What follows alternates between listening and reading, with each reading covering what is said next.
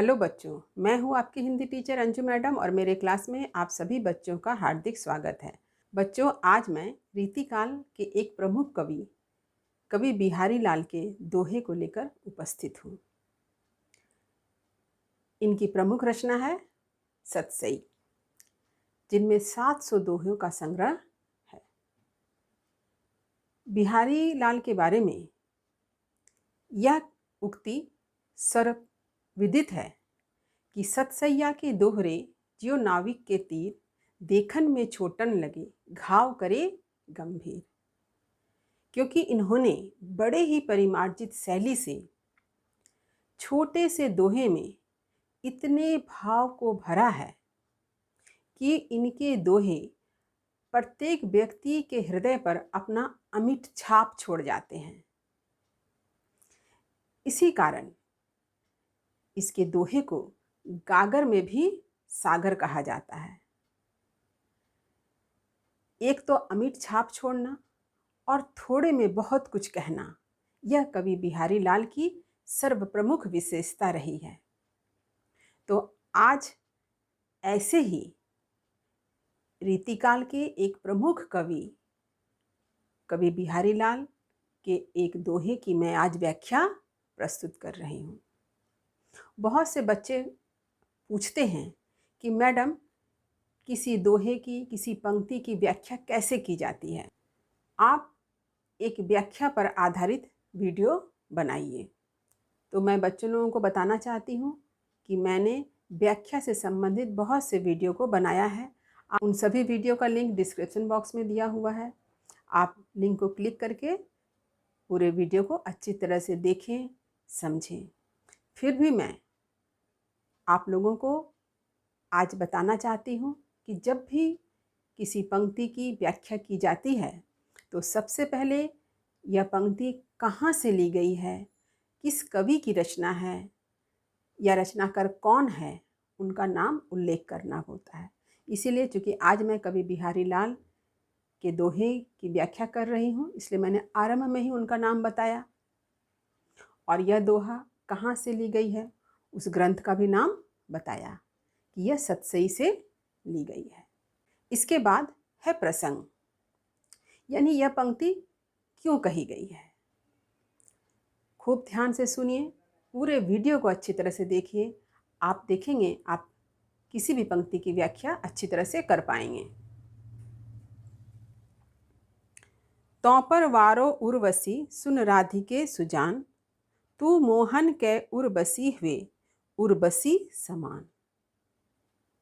अब चलिए कठिन शब्दों के अर्थ की तरफ।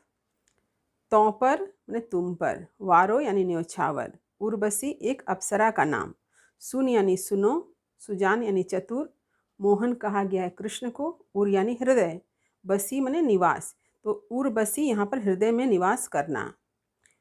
उर्वशी आभूषण, हृदय पर धारण, यानी हृदय पर जो हम लोग गले पर धारण करते हैं उस आभूषण को कहा गया है उर्वशी। अब देखिए, जिस दोहे की मैं व्याख्या कर रही हूँ उसके मैं प्रसंग को समझाती हूँ कि यह दोहा क्यों कहा गया है। इसका प्रसंग यह है कि राधा को कहीं से यह मालूम हो जाता है कि श्री कृष्ण किसी अन्य गोपी से प्रेम करते हैं और इस बात से राधा मान करती है। मान करना यानी अभिमान करना। तो इस बात से जो है राधा अभिमान करती है, यानी रूठती है। तभी जो है राधा की एक सखी राधा से ये बात कह रही है। तो ये है प्रसंग। अब चलिए पंक्ति के अर्थ को देखते हैं। तो राधा की सखी राधा से क्या कहती है, देखिए। तौ पर वारो उर्वशी, तो राधा यहाँ पर माननी नायिका है। माननी, राधा यहाँ पर माननी नायिका है क्योंकि उसके मन में क्या है, मान है। वो चाहती है कि श्री कृष्ण सिर्फ राधा से ही प्रेम करे, इसलिए यहाँ पर राधा को माननी नायिका के रूप में दिखलाया गया है। तो राधा की सखी राधा से कहती है, तो पर यानी तुम पर, वारो माने न्योछावर करना, उर्वशी यानी उर्वशी नाम की अप्सरा। तो उर्वशी अप्सरा देखने में बहुत ही सुंदर थी, इंद्रलोक की अप्सरा है। तो यहाँ पर सखी राधा से कहती है कि राधा, तुम्हारी सुंदरता इतनी ज़्यादा है, तुम इतने अधिक सुंदर हो कि तुम्हारे ऊपर उर्वशी नाम की अप्सरा के सौंदर्य को न्यौछावर किया जा सकता है। सुन राधिके सुजान, सुनो राधा, सुजान यानी चतुर, राधा को चतुर कहा जा रहा है। गोपी राधा को संबोधित करके कहती है कि सुनो राधा, तुम्हारी सुंदरता इतनी ज़्यादा है कि तुम पर उर्वशी नाम की अप्सरा के सौंदर्य को भी न्यौछावर किया जा सकता है। तू मोहन के उर्वशी, अब देखिए, तुम श्री कृष्ण के हृदय में बसी हो। यहाँ पर उर्वशी का अर्थ क्या हो गया? हृदय में बसना। तुम श्री कृष्ण के हृदय में बसी हो। वे उर्वशी समान हो। उर्वशी यानी हृदय में धारण होने वाला आभूषण, यानी गले में धारण होने वाला आभूषण के समान हो। तुम श्री कृष्ण के हृदय में बसी हो और हृदय में धारण करने वाले आभूषण के समान हो। यानी तुम्हारे सामने उर्वशी नाम की अप्सरा का सौंदर्य भी तुच्छ है। तुम श्री कृष्ण के हृदय में बसी हो और श्री कृष्ण के हृदय पर धारण करने वाले आभूषण के समान हो। यानी तुम्हारा महत्व बहुत ज़्यादा है।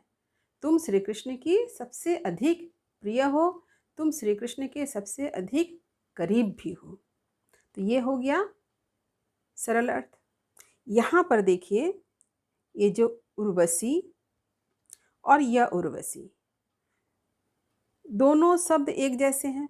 इस उर्वशी का अर्थ है अप्सरा और यहाँ उर्वशी का अर्थ क्या है?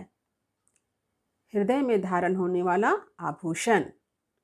अगर यहाँ भी देखें उर्वशी, इसका अर्थ क्या? हृदय में बसना। यहाँ पर देखिए उर्वशी और उर्वशी, ये एक ही शब्द का दो बार प्रयोग है लेकिन अर्थ अलग अलग है। तो इसलिए यहाँ पर क्या है? ये यमक अलंकार है। जैसा आप लोगों ने पढ़ा था कनक कनक ते सौगुनी, यानी पहला कनक का अर्थ क्या था? सोना, और दूसरे कनक का अर्थ था धतुरा। यानी एक शब्द की आवृत्ति दो बार हुई है लेकिन अर्थ अलग अलग है। तो ये क्या है? यमक अलंकार का एक अच्छा उदाहरण है। अब चलिए मैं विशेष आप लोगों को लिखवा दूँ। पहला, यह कवि बिहारी का श्रृंगारिक रचना या दोहा है। दूसरा, राधा माननीय नायिका है और राधा के सौंदर्य उर्वशी से उत्कृष्ट बताया गया है। यानी उर्वशी कौन? अप्सरा से भी उत्कृष्ट, अप्सरा के सौंदर्य से भी उत्कृष्ट बतलाया गया है। तीसरा, यहाँ पर उर्वशी शब्दों का भिन्न भिन्न अर्थ में कथन है, प्रयोग है, इसलिए यहाँ पर यमक अलंकार है। जैसे उर्वशी एक अप्सरा है और दूसरा उर्वशी यानी आभूषण। चौथा, कवि ने इन दो पंक्तियों में अपार भावराशि को भरकर गागर में सागर की उक्ति को चरितार्थ किया है। पांचवा, यह दोहा छंद है। इसके 4 चरण होते हैं। प्रथम व द्वितीय चरण में 13-13 मात्रा और द्वितीय व अंतिम चरण में 11-11 मात्रा होती है। छठा, काव्य भाषा। प्रस्तुत दोहा की काव्य भाषा मधुर ब्रज भाषा है जो सहज सरल एवं माधुर्य गुण से भरा हुआ है। तो देखिए, जब मैं आप लोगों को विशेष बतलाती हूँ तो इसमें आपको बहुत सारी बातों की जानकारी हो जाती है। कवि बिहारी लाल की क्या क्या विशेषताएं हैं, इनके बारे में आपको मालूम होता है। यहाँ पर मैं दोहा किसे कहते हैं, दोहा में कितने चरण हुए, प्रत्येक चरण में कितनी मात्रा होती है, उसका भी मैं बार बार उल्लेख करती हूँ ताकि आपको दोहा छंद के बारे में पूरी जानकारी हो जाए। इसके साथ ही साथ मैं आप लोगों को यह हमेशा बताती हूँ कि कवि बिहारी लाल की काव्य भाषा माधुर्य गुण से संपन्न है और ये माधुर्य गुण से संपन्न होने के कारण यह मधुर ब्रज भाषा है। देखिए, ब्रज भाषा मधुर है, क्यों है? क्योंकि इसमें इसका गुण क्या है? माधुर्यता। इसे भी आपको जान लेना चाहिए। ये ब्रज भाषा को मधुर इसलिए कहा जाता है क्योंकि ये माधुर्य गुण से संपन्न है। इसके साथ ही साथ मैं अलंकारों की जानकारी भी मैं आप लोगों को समय समय पर दे ही रही हूँ। इससे आप लोगों को अलंकार के बारे में भी जानकारी मिल रही है।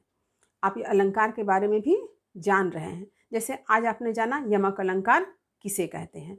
तो ये छोटी छोटी जानकारी भी आपके लिए काफ़ी फायदेमंद है। तो उम्मीद करती हूँ कि आज मैंने जिस दोहा की व्याख्या की है वह आपको भली-भांति समझ में आ गया होगा। तो वीडियो को लाइक करें, शेयर करें। जो बच्चे चैनल पर नए हैं, चैनल को सब्सक्राइब करना ना भूलें ताकि हर वीडियो का नोटिफिकेशन उन्हें समय-समय पर मिलता रहे। तब तक पढ़ते रहिए, जीवन में आगे बढ़ते रहिए। मेरी शुभकामनाएँ आप सभी बच्चों के साथ है। धन्यवाद।